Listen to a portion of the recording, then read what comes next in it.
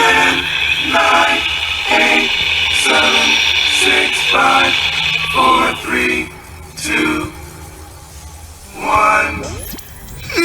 Drop!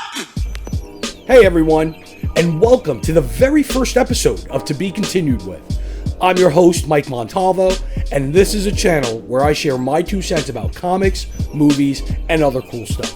Now, ever since I was a little kid, I was always interested in comic books, and one of the major influences in that area were the characters from Marvel Comics. Now a household name, the company has been sitting pretty as part of Disney's arsenal to entertain the masses.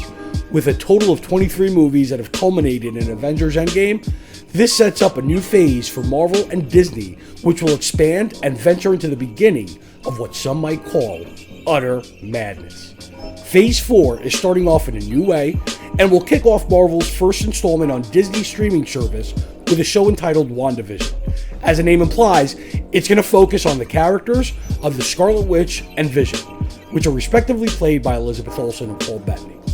The show is not only going to focus on these 2 characters, but also on taking the MCU into a larger direction by taking the first steps into what will be known as the multiverse and lead directly into Doctor Strange and other MCU features, along with giving Sony a way to also expand their corner of the MCU sandbox with Spider-Man and his related characters.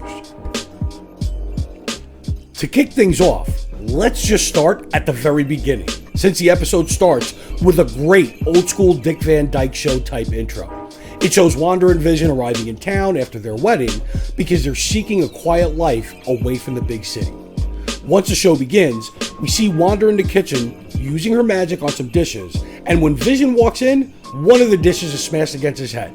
They both make jokes about their powers and then get into a conversation about a heart that's drawn on the calendar. Now, the plot thickens as it sets up the sitcom premise of, what the hell does that mean? Vision then sets off to go to work while Wanda uses her magic to hide his face. We cue the laugh track because at this point, we meet Agnes, which for those that don't know, is playing the role of the busybody, nosy neighbor. But we in the comic book world know she's really Agatha Harkness, a powerful witch from Marvel Comics who has a long history with Wanda in the comic books. After a little back and forth between Agnes and Wanda, it continues to move the episode along because they start talking about what the day means due to the heart on the calendar and what could be done to make the day a special one, especially since Wanda thinks it's her and Vision's anniversary. The odd thing is that both Wanda and Vision are aware that they are different in this little pocket universe, but they don't know what's going on. It's as if they have no control of what's happening, even if they know what they are capable of and how different they both are.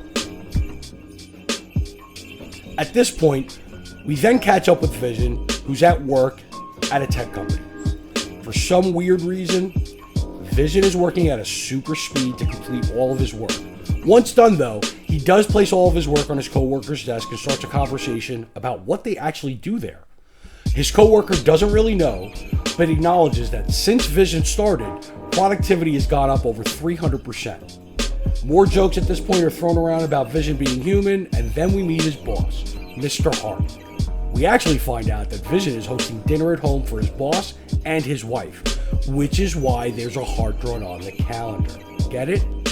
Now, one thing that stood out to me in this part is that Vision is really making it a point to state that he's a real person. He's emphasizing this at various points. And then he also makes a couple of comments about not being one. So it is a little bit offsetting and weird. Now, we return to Wanda and Agnes, who are still talking about what Wanda can do to make tonight special. The phone starts to ring, and it's Vision calling Wanda to confirm about what's happening tonight. But in pure TV sitcom mischief, they're both talking and thinking about 2 different things. A sexual innuendo is said, and then we go to commercial. It's the Stark Toaster, a commercial where it compares an outdated one to the newest product by Stark Industries. It's a classic style commercial for the time period. We see actors that are pushing the product. At this point, everything seems normal, except for the red light that's going off in the center of the toaster that sounds exactly like a bomb timer. Besides the fact the obvious look of concern on the actress's face who is showing off the toaster. The tagline for the commercial says, "The future is yours," which I took it as in, Wanda, Vision, in the future, you're toast. The other funny thing that really sticks out, if you listen closely, the sound of the toaster is the exact sound of Iron Man's repulsor rays charging up to fire. Back to our regularly scheduled program, we now find that Vision, his boss, and his wife have all arrived at the house. The lights are off and only candles lit. When Vision walks in, he's visibly concerned and calls out for Wanda and starts looking for her in the kitchen. Ironically, she ends up coming down the stairs in a nightgown and, looking to surprise Vision, actually surprises his boss by covering his eyes and saying, "Guess who?" More hilarity ensues, and our main characters play it off as some native Sokovian greeting to slip away into the kitchen to talk. At this point, everything is laid out on the table. I mean, it's out in the open, and they know what the heart stands for, and they're on the same page.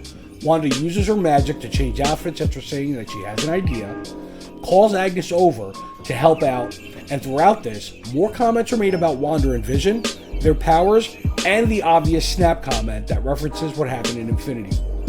Now, Mrs. Hart goes in to help Wanda and opens up the view into the kitchen where we see Wanda using her magic to make dinner.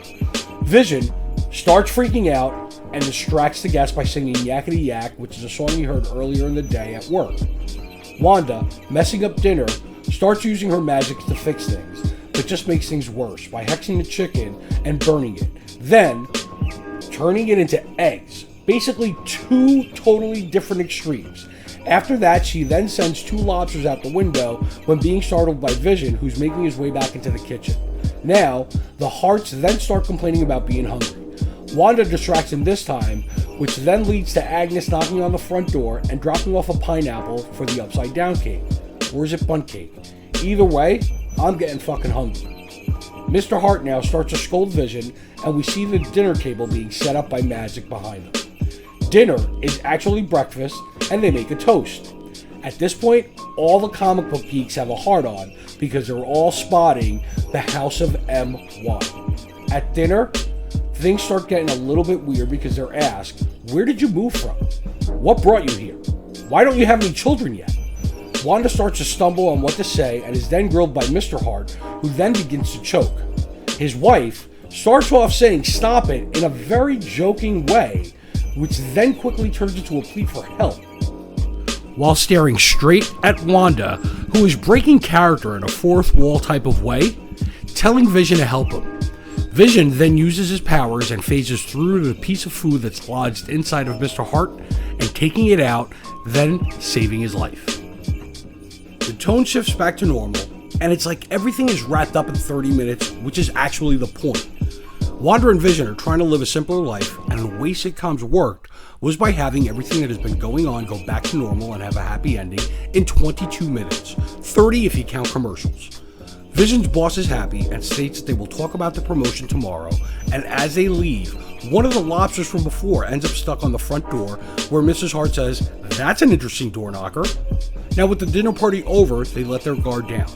Vision's face changes back to its real form. He and Wanda talk about surviving the night. They declare that Yakety Yak is their wedding song. Wanda ends up conjuring up some wedding rings, and a classic kiss ending takes place as Vision clicks on a button on the remote to have the show end and fade into a mystery person who's actually watching this in the real world, our world, as it unfolds on a monitor. The show ends and the credits roll. The credits are highlighting the colors red, green, and blue, which are actually the colors used for television images. The red specifically takes shapes of a home, a flower, and the rings, which are all the things that Wanda conjures up. This episode has a lot to digest, and the internet is going fucking crazy right now trying to figure things out. Is this all in Wanda's head? Why is this happening, and who is doing this? Is it Mephisto, AIM, Sword, or something worse? Questions like, why did Vision show off super speed? What's the meaning behind the toaster freaking out the actress? And why the fuck did they choose New Jersey to live out this crazy scenario is something that everyone wants to know. Now, since this will be an episodic series, and since the name of my channel is To Be Continued With, I ask you to please hit the thumbs up, subscribe button, but more importantly, share this video like the fucking cold. I will cover episode 2. It'll be up in a day or two. But in the meantime, I want you to tell me what you think about the episode and all your crazy ass theories on it. But also, let me know what you think of what I'm doing here. Thanks for joining me on my first episode, and I'll see you next time. Because this isn't a goodbye. It's basically to be continued.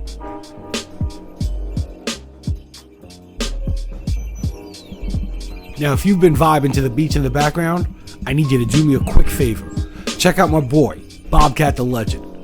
Here's his YouTube channel. More importantly, keep vibing with him through his Spotify page. My name is Mike. This is To Be Continued with, and I'll see you soon.